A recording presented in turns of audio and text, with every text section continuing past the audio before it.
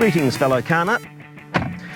Some of the more eagle-eyed amongst you may note that we are in a Mazda 3.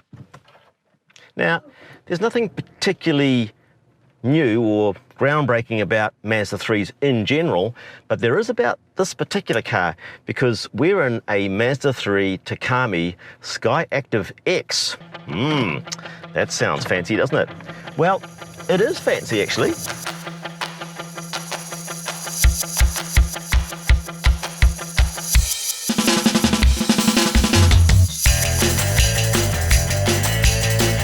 What's Skyactiv-X? Skyactiv-X is the crossover between Skyactiv-G for gasoline and Skyactiv-D for diesel. And what it essentially means is that we've got kind of like two different engines under the bonnet there. Of course, we've only got one engine, but they behave like two different engines. We've got a regular 4-cylinder, 2-litre displacement petrol engine.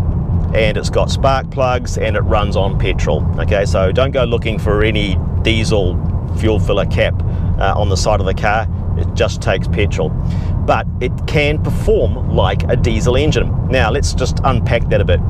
There's been this kind of holy grail of engineering advancement that a number of motor vehicle manufacturers have been looking for a number of years, and that is to try and get an engine that revs and produces power, kilowatts, like a petrol engine does, up towards the top of its rev range, but also the same engine to try and produce torque and economy like a diesel engine does.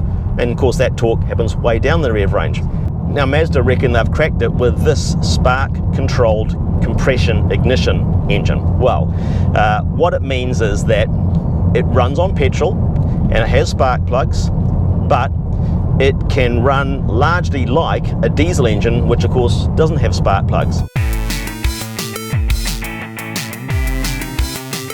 Even though it's not running diesel fuel, they can get the petrol into the cylinders behaving like diesel, in that it's largely ignited by compression, partly controlled by a spark. Essentially, the engine, when it's in a compression engine mode, is running very, very lean.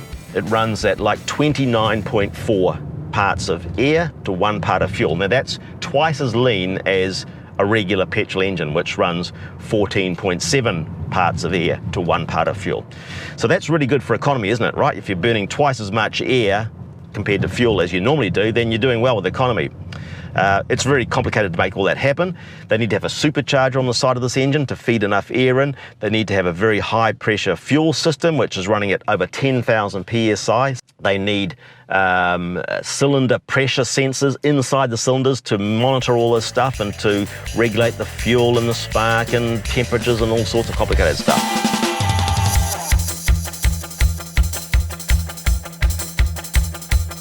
Even when this vehicle is running in spark-controlled compression ignition mode, there is still a spark in there. The spark plug does fire off a little bit of fuel right up by the spark plug, but that largely is just to be the catalyst for the rest of the combustion, and that's what does most of the driving force of the combustion stroke. It's getting very technical, it's getting very nerdy, and I'm not frankly the best person to explain it. You need a whiteboard and several diagrams and a lot more intellect than I've got. But basically, without over-nerding it all, which I think I've already done, when you drive the car, you're not really aware of which mode it's operating in. And frankly, you don't really care. You've got a little diagram you can bring up on the dash here on the central display that shows whether you're running as a spark engine or as a spark-controlled compression engine. But look, you know, who really gives a rat's? Even me, as a kind of a car buff, I don't really care. What I do care about is how does the car drive and is it economical and is it worth the extra $3,200 that you're paying at the dealership to buy it? Well, the short answer to all of that is Yes, it's great to drive. It does have more torque down low than a regular 2-litre engine does, because remember, this is a 2-litre displacement. It certainly has a bit more zest off the line. It's got a bit more punch, a bit more kind of grunt down low, which is good. It preserves its high revving flexibility, as we would expect from a regular, relatively small displacement petrol engine. So that's good. That hasn't been lost. And I've been driving it around for a number of days now. I've taken it everywhere. I've taken it supermarket shopping, I've taken it out into the country, location checking, I've even taken it to yoga. And I can't seem to run the damn thing out of fuel. And what Mazda reckons is that this 2-litre engine is about 10% more economical than a regular 2-litre Skyactiv gasoline engine in the same car. So that's a 10% fuel economy saving for a start. But the upside is that because it's a diesel and it produces, because it behaves like a diesel, it produces more torque down low, makes it for more drivability. The combined torque and power of this engine actually approach something like a 2.5-litre engine. So let's just go through that again. So you're getting the economy of a 2-litre, in fact better than a 2-litre, and you're getting performance or power outputs approaching a 2.5-litre engine. So you can see why Mazda was keen to crack this particular nut. It's 132 kilowatts of peak power and 224 newton meters of torque. Now those figures are 13% up in power and 10% up in torque on the regular petrol 2-litre Skyactiv engine. So yeah, 13% power, 10% extra torque. Why wouldn't you want that? Particularly when you're saving fuel at the same time. I love the look of it on the outside, I love the look of it on the inside, I love how it drives, it steers. I love this I-stop situation where it'll actually stop the engine before we even come to a rest. It actually coasts the last little bit there. I love the fact that when the lights change to green, it'll start without the noise and shudder that a starter motor often brings to a start-stop system. I love this integrated starter generator system. That's just great. You watch this. All we can hear is the blinker ticking. That's because we're in I-stop mode. Yeah. Now lots of cars are like that at the traffic lights. Yeah. The engine stops. But most cars, when they start up, you get that terrible whir of a starter motor, and the whole thing shudders and shakes as the engine catches just below idle speed and then picks up the idle speed, and then you're away. Takes time, makes vibration, and makes a terrible noise depending on how the starter motor functions on those cars. You don't get that in this, thankfully. You just get this lovely smooth transition from engine not running to engine running. You watch this. Here's the light's going to change. Look at that. It starts. You didn't hear a thing, did you? You didn't even hear it. And there's certainly no shudder.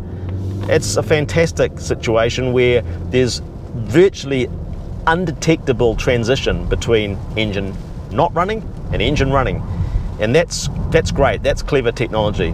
Because what happens is this integrated starter generator system in this car, let's explain that. It doesn't engage the starter motor, so there's no starter motor boom, going out and mashing with the ring gear on the side of the on the outside edge of the flywheel and turning it around.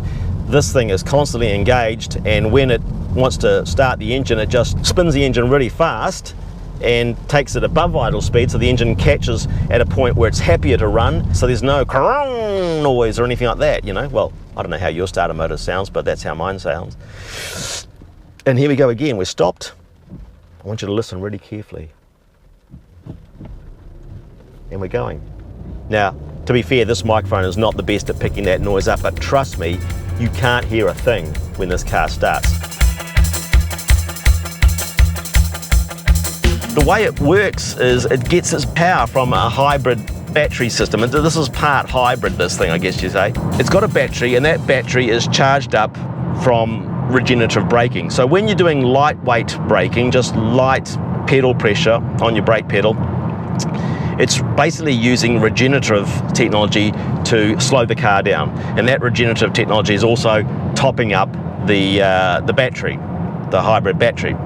And that hybrid battery can be used to power air conditioning and radio and other systems in the car. So that's a fuel saving thing for a start. The other thing about the ISG is that it can actually power the vehicle, well, not so much power the vehicle, but assist the vehicle with extra power. Okay, it can provide about 5 or 6 kilowatts to the drivetrain, and it does that at speeds below 3,000 RPM on your engine.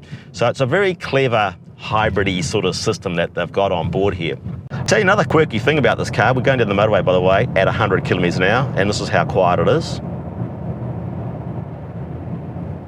Pretty quiet. The other funny thing about this is that it's got one of these radios that turns its volume up as the speed increases. But the problem is, I've found that this car doesn't make any more noise as you go faster. So the speed that we're doing now and the noise that we're generating now at 100 kilometers an hour, it's probably going to be pretty close to the same noise at 60 kilometers an hour. So all that happens is as you accelerate down the motorway, as the radio gets louder and louder and louder, and you have to turn the damn thing down. Of course, you can make it not turn up in the first instance, but I'm just telling you a story here. Okay, come on.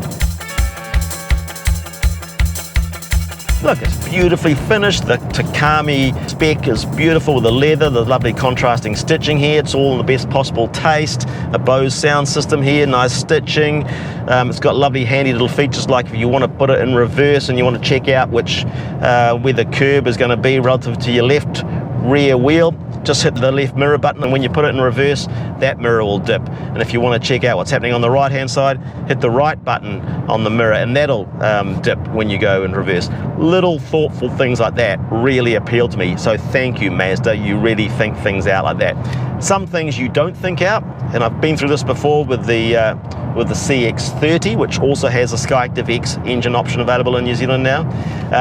That's things like the auto hold on the electric handbrake doesn't retain its memory when I jump back in of the car and start it up again. Have to reset that every single time. And the radio doesn't stay muted again when you hop back in, start the car up again. It does remember that I left it muted before. So those are a couple of annoyances. But other things in this car are really good.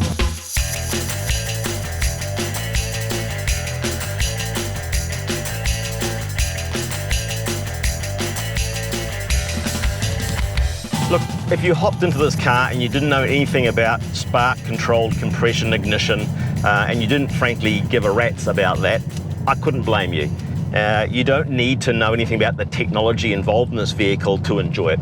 I'm enjoying it just driving it, knowing that it's going about its business magically somehow, saving as much fuel as it can, operating as efficiently as it can, delivering as much torque as it can at the right circumstance, delivering as much power as it can in the right circumstance, and just, you know, using its witchcraft to find the best way forward. And that's all I can really ask of it. It's a fun to drive, run around hatchback, which is extremely luxuriously appointed, beautifully built and decored, a great look. It's a fine car.